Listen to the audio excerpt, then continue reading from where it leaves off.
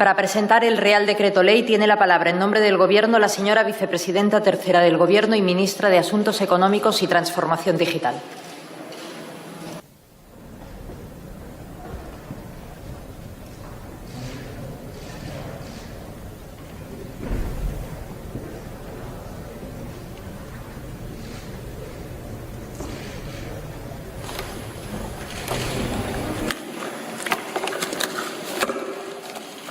Muchas gracias, presidenta. Señorías, comparezco ante esta Cámara para defender por sexta vez, desde que comenzó la pandemia, la convalidación de un Real Decreto Ley de medidas urgentes para hacer frente a las consecuencias de esta crisis sanitaria, de esta crisis económica y social. Por fortuna, las circunstancias en las que nos encontramos en este momento son muy diferentes a las existentes en semanas anteriores, cuando me dirigí a sus señorías para pedir su apoyo a medidas que han permitido preservar el tejido productivo y el empleo de nuestro país y evitar mucho sufrimiento adicional para todos los ciudadanos. En este sentido, creo que dentro del dolor tenemos que sentirnos orgullosos por estar prestando un buen servicio a nuestro país de manera conjunta, unidos. Porque, aunque ha sido el Gobierno el que ha ido proponiendo los diferentes paquetes de actuación conforme evolucionaba la situación, el mérito de los resultados obtenidos es del país en su conjunto. Como he señalado anteriormente en esta Cámara, la reconstrucción económica no empieza ahora, empezó con el primer paquete de medidas adoptado y todos los que le han seguido. Gracias a esta respuesta decidida, hoy España se encuentra en una situación diferente y los indicadores coyunturales disponibles muestran un cambio de tendencia con la progresiva recuperación de la actividad económica y el empleo. Sin embargo, esto no oculta que las medidas de distanciamiento físico y las limitaciones a la movilidad, imprescindibles para controlar la transmisión del virus, han tenido y siguen teniendo un impacto enorme en la actividad productiva y en el bienestar de los ciudadanos. Estos efectos se han dejado notar tanto en la oferta, con dificultades para las cadenas de suministros y el cierre temporal de negocios, como en la demanda doméstica y externa, con una importante repercusión en algunos sectores esenciales para nuestra economía, como el turismo. La magnitud de esta situación no tiene precedentes y por eso no hemos escatimado en esfuerzos para atender a las dificultades transitorias de empresas y ciudadanos, comenzando el pasado mes de marzo y mirando hacia el futuro. Las líneas de avales, la flexibilización de los expedientes de regulación temporal de empleo, de los que se acaba de hablar, la prestación extraordinaria para autónomos, también se acaba de hablar de este tema, y el casi centenar de medidas adicionales que hemos ido poniendo en marcha entre todos para sostener las rentas empresariales y familiares están cumpliendo de manera eficaz su objetivo. En conjunto, para hacer frente al impacto del confinamiento en la actividad económica, se han adoptado medidas con un impacto presupuestario por casi un 4% del PIB y medidas de apoyo a la liquidez equivalentes al 11% del PIB. Superada esa primera fase, en la que lo básico era resistir, ahora estamos inmersos en una segunda fase, en la que la prioridad es reactivar nuestra economía y apoyar la creación de empleo y la inversión, centrando nuestros esfuerzos en el segundo semestre del año, clave para conseguir recuperar un crecimiento robusto y sostenible en el periodo 2021-2022. Y para ello hay que ir adaptando, completando, ampliando los distintos instrumentos puestos en marcha durante los últimos 4 meses para consolidar lo logrado en términos de protección del tejido productivo y del empleo. Es lo que hemos venido haciendo con la legislación que hemos venido aprobando en las últimas semanas, que hoy se ha traído a convalidación, centrada en diferentes objetivos. Por una parte, en reactivar el mercado de las energías renovables, aprovechando todo su potencial en términos de generación de empleo. También en reforzar el apoyo a los grandes consumidores de energía, creando un fondo español de reserva para garantías electrointensivas, que servirá para apoyar la suscripción de contratos bilaterales de largo plazo. También hemos prorrogado los ERTEs hasta finales de septiembre, adaptándolos para que sirvan para incentivar la reincorporación de los trabajadores, cumpliendo así con lo suscrito con los interlocutores sociales en el acuerdo en defensa del empleo firmado hace unos días. Y hemos extendido también el régimen de protección especial para los autónomos, entre otras muchas medidas de protección social para los más vulnerables. Y eso sin olvidar los planes específicos que hemos puesto en marcha para el sector del turismo, el sector de la automoción, el sector del transporte, muy afectados por la pandemia y que supondrán también un importante revulsivo, una contribución importante gracias a los más de 8.000 millones de inversión que llevan asociados. También, en este sentido, me gustaría mencionar el plan de choque para la ciencia que se presentó hace escasos días. En definitiva, son muchas las medidas y las iniciativas que hemos venido impulsando para acelerar la reactivación que ya se ha iniciado en nuestra economía, dar soporte a miles de puestos de trabajo, y esto es también lo que persigue el Real Decreto Ley que hoy traigo a convalidación. Para ello, se incluyen medidas que se pueden resumir en 4 grandes bloques. Un primer grupo de medidas persigue reforzar la solvencia empresarial e impulsar la inversión necesaria para la reactivación de la economía, porque si durante el confinamiento la prioridad fue atajar los problemas de liquidez derivados de la falta de actividad económica, que habría podido acabar generando efectos en cadena y una caída muy profunda de nuestra economía, ahora que las empresas pueden empezar a cubrir sus necesidades de liquidez por sus propios medios, hay que impulsar la actividad inversora para conseguir que la economía crezca. Es decir, que resulta imprescindible evitar que los problemas de liquidez provocados por el confinamiento se transformen en problemas de solvencia y que compañías perfectamente viables y estratégicas para el país se vean abocadas a la quiebra. Y hay que hacerlo garantizando que los recursos públicos se destinan a optimizar el retorno para el conjunto de la sociedad, protegiendo el interés general. Para ello, este Real Decreto Ley incluye, en primer lugar, una nueva línea de avales del Instituto de Crédito Oficial por importe de 40.000 millones de euros, que irán dirigidos a fomentar la financiación concedida por empresas financieras supervisadas a empresas y autónomos para la realización de nuevas inversiones generadoras de valor añadido, particularmente orientándose a la transformación necesaria para la sostenibilidad medioambiental y la digitalización. Porque para luchar contra la crisis, potenciar la reactivación económica y social y fomentar el crecimiento futuro, no basta con conservar el tejido productivo, sino que hay que adaptarlo a los cambios estructurales que se van a acelerar, que se están acelerando como consecuencia de la crisis sanitaria. Y por eso hay que facilitar las inversiones que puedan facilitar ese crecimiento potencial, la productividad, la sostenibilidad a largo plazo de nuestra economía. Y a la vista del excelente funcionamiento de las líneas de avales a la liquidez por importe de 100.000 millones de euros que hemos habilitado en estos meses, de los que hasta el pasado domingo ya se han dispuesto de más de 67.400 millones de euros en 704.155 operaciones, el 97% de las cuales con pymes y autónomos, que han permitido movilizar casi 88.700 millones de euros para el tejido productivo. Hemos optado por una operativa similar, cuyas condiciones concretas se irán definiendo en sucesivos acuerdos de Consejo de Ministros conforme se vayan liberando los tramos. En segundo lugar, el Real Decreto Ley establece la creación de un fondo de apoyo a la solvencia de empresas estratégicas.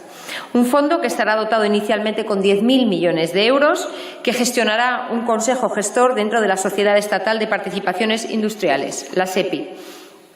Su funcionamiento consistirá en ayudas para la toma de instrumentos financieros, incluyendo, por ejemplo, deuda subordinada, instrumentos híbridos, acciones o participaciones sociales en el capital de las empresas no financieras solventes que puedan necesitar un refuerzo ante la caída extraordinaria de actividad y que sean consideradas estratégicas para el tejido productivo en términos de impacto social o económico o relevancia para la seguridad, la salud de las personas, las infraestructuras, las comunicaciones o su contribución al buen funcionamiento de los mercados. Se trata de un instrumento temporal que cumple la normativa de ayudas de Estado europea y que está muy alineado con un nuevo mecanismo propuesto a nivel comunitario, el mecanismo de apoyo a la solvencia, el Solvency Support Mechanism, propuesto por la Comisión Europea. Se trata de un instrumento que servirá de palanca de último recurso para aquellos casos en los que las medidas de crédito o liquidez no sean suficientes para asegurar el mantenimiento de la actividad de empresas que, como decía, atraviesen severas dificultades de carácter temporal a consecuencia de la pandemia. Por eso, las condiciones de la aplicación de este fondo son estrictas. Las operaciones deberán ser solicitadas por los beneficiarios, autorizadas por el Consejo de Ministros, y las ayudas estarán sujetas a planes de desinversión de la participación estatal, que en todo caso será remunerada en línea con lo dispuesto en el ya citado marco temporal de ayudas de Estado de la Unión Europea. En tercer lugar, con este Real Decreto Ley se amplía a las empresas cotizadas la posibilidad de acceder a la línea extraordinaria de cobertura del crédito circulante gestionada por la Compañía Española de Seguro de Crédito a la Exportación, CESCE, inicialmente pensada únicamente para pymes y empresas no cotizadas. Hemos considerado conveniente ampliar el ámbito de aplicación porque inicialmente se pensó que las empresas cotizadas tenían un mejor acceso a la financiación, pero, sin embargo, el impacto de esta crisis se está dejando sentir de igual manera en todos los segmentos empresariales y el sector de actividad está siendo más determinante que el tamaño de la empresa, en última instancia, para acceder a la financiación pública, por lo que algunas empresas cotizadas están encontrando dificultades para financiarse. En cuarto lugar, se refuerza la dotación del Fondo para Inversiones en el Exterior, el FIEX, que pasará de 10 a 100 millones de euros con el objetivo de apoyar la internacionalización de nuestras empresas, uno de los vectores, una de las palancas clave de nuestra recuperación económica. Este es un primer bloque, pero más allá de las medidas de apoyo a la liquidez y refuerzo de la solvencia, un segundo bloque de este Real Decreto Ley se centra en la reactivación de sectores especialmente afectados por la crisis sanitaria, poniendo en marcha de este modo algunos de los elementos que se contienen en los acuerdos sectoriales firmados recientemente con el sector turístico y el de la automoción. Con respecto al sector turístico, al que se ha venido prestando una atención prioritaria desde el inicio de esta crisis, con más de 12.000 millones de euros dedicados a este ámbito, solo contando las líneas ICO desplegadas hasta ahora y los ERTES, se prevén en este Real Decreto Ley 4 medidas. En primer lugar, una moratoria en el pago del principal de préstamos hipotecarios para inmuebles afectos a la actividad sectorial, como hoteles, alojamientos turísticos y agencias de viajes. Y esto supone que se suspende el pago del principal de los préstamos durante el plazo solicitado por el deudor, con un máximo de 12 meses, cuando existan dificultades financieras derivadas de una caída de los ingresos o de la facturación de al menos el 40% entre marzo y mayo respecto a los mismos meses de 2019. Esta moratoria podrá ser solicitada también a instancias del arrendatario del inmueble, incluso cuando el deudor no tenga dificultades económicas, siempre y cuando las cuotas y la modificación correspondiente se redistribuya y beneficie también al arrendatario. Para poder acogerse a esta medida habrá que cumplir ciertas condiciones, como no haber incurrido en mora o haberse declarado en concurso de acreedores, no distribuir beneficios, hacer devoluciones de capital, recomprar acciones propias o retribuir el capital en forma alguna hasta haber terminado la moratoria, o en el caso de inmuebles alquilados hay que conceder a los arrendatarios una moratoria de al menos el 70% de la cuantía de la mora hipotecaria. La moratoria viene además acompañada de una bonificación del 50% de los aranceles notariales y del registro de la propiedad que sea necesario pagar, así como de cualquier otro impuesto o gravamen. Según datos del Banco de España, se estima que esta medida alcanzará al principal de préstamos hipotecarios por un total de 904 millones de euros. En segundo lugar, se regula el programa de planes de sostenibilidad turística en destinos, que permitirá apoyar la inversión en actuaciones de impulso, adecuación y mejora de los destinos turísticos maduros y rurales del interior de España. En total, el presupuesto de este programa asciende a 23 millones de euros este año y 30 millones adicionales hasta 2022, con los que se ayudará al sector a contar con programas y protocolos de seguridad e higiene para atender correctamente y transmitir confianza a los turistas. En tercer lugar, se articula una línea de préstamos reembolsables por importe de 216 millones de euros para atender a las necesidades de inversión de los destinos y empresas turísticos afectados por el COVID-19 en ámbitos como la transformación digital o la I+D+I en el sector. Y, en cuarto lugar, se amplían a los meses de julio a octubre las bonificaciones a la Seguridad Social en contratos fijos discontinuos en los sectores del turismo y la hostelería y el comercio vinculados al turismo, en las mismas condiciones en las que ha estado en vigor entre febrero y junio, un tema muy importante para algunos de los territorios de nuestro país. Por lo que respecta al sector de la automoción, el Real Decreto Ley regula el programa de renovación del parque circulante español, el conocido como Plan Renove,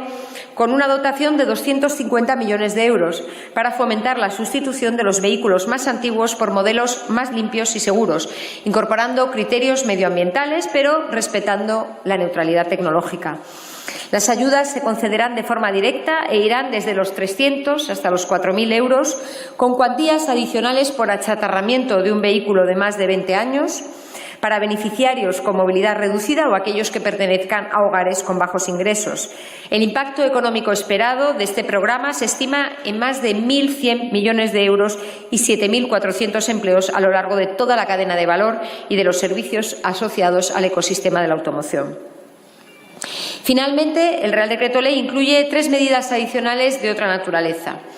Por una parte, se extiende hasta el 31 de diciembre de este año el plazo de suspensión del derecho de separación de los socios en el supuesto de separación por falta de dividendos. De esta forma, se permite a las empresas la retención del dividendo para que puedan tener una mayor solvencia, para que puedan afrontar la recuperación económica con un refuerzo. También se arbitran mecanismos de colaboración público-privada en el ámbito de la financiación pública de proyectos de I+D+I para conseguir tratamientos contra el COVID-19. El objeto de esta medida es superar eventuales dificultades en la escalada y producción de estos medicamentos o productos sanitarios que puedan desembocar en situaciones de escasez de existencias para satisfacer la demanda interna. Y finalmente se incluyen unas modificaciones en el Real Decreto Ley 20/2020 por el que se establece el ingreso mínimo vital para dar la cobertura legal necesaria al Instituto Nacional de la Seguridad Social para poder intercambiar información con comunidades autónomas y ayuntamientos en aras al reconocimiento y control de la prestación.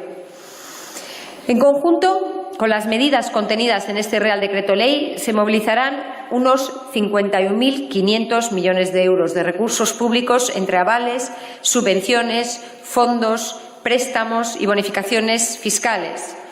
Me gusta siempre señalar este elemento para que todos seamos conscientes del esfuerzo colectivo que están realizando los ciudadanos españoles para apoyar el tejido productivo y el empleo en esta situación extraordinaria. Y esto significa que, teniendo en cuenta la ampliación de los ERTEs y de la prestación para autónomos, que se ha traído a convalidación también hoy, el Fondo COVID para las comunidades autónomas, que se ha traído para convalidación hoy, los planes de automoción y turismo, el programa Educa en Digital, el Fondo de Apoyo a la Solvencia y los nuevos avales del ICO para inversiones, el impacto presupuestario asumido alcanza ya el 5% del PIB en 2020 y las medidas de liquidez equivalen a más del 15% del Producto Interior Bruto de nuestro país. Un esfuerzo, como decía, de todos los españoles para conseguir reactivar nuestra economía de modo que podamos volver cuanto antes a la senda de crecimiento sólido, inclusivo y sostenible en la que estábamos hasta que comenzó esta situación extraordinaria. Y de este modo, lo que pretendemos es estar también en las mejores condiciones posibles para afrontar la tercera fase de la recuperación, que pasa por relanzar nuestra actividad con un plan de inversiones y reformas en el que estamos trabajando y que nos permitirá proyectar la economía española hacia las próximas décadas, aprovechando la movilización de recursos públicos y privados para modernizar nuestro tejido productivo. De hecho, tal como les acabo de describir, muchas de las medidas contenidas en este Real Decreto Ley están ya pensadas para comenzar ese camino de reorientación, de adaptación, de modernización de nuestro tejido productivo hacia sectores con mayor crecimiento potencial, lo que permitirá que el impacto potencial de estas ayudas se deje sentir no solo en las empresas beneficiarias, sino en el conjunto de la actividad económica de nuestro país. Concluyo ya, señorías. A ninguno se les escapa que este es un Real Decreto Ley con medidas importantísimas para respaldar a nuestras empresas y acompañarlas en este momento de la reactivación. Y por eso esperamos contar con el apoyo de todos los grupos de esta Cámara, que sabrán ver su importancia. Las circunstancias actuales requieren de una política pública destinada a cumplir unos objetivos bien definidos por el Gobierno y cuya materialización exige una extraordinaria y urgente implementación. La situación que viene enfrentando nuestro país desde la declaración del estado de alarma, que acaba de concluir, genera una concurrencia de motivos que justifican la extraordinaria y urgente necesidad de adoptar estas medidas y de este Real Decreto Ley que espero hoy podamos convalidar, porque igual que la unidad ha salvado vidas, la unidad puede salvar empresas y empleos. Este es el espíritu con el que vengo hoy y este es el espíritu con el que espero terminemos la jornada. Muchas gracias. Muchas gracias, señora vicepresidenta.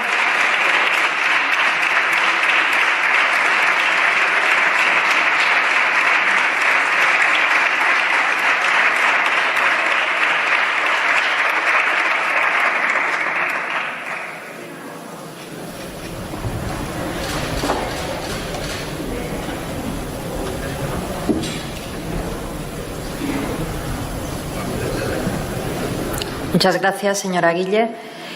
En turno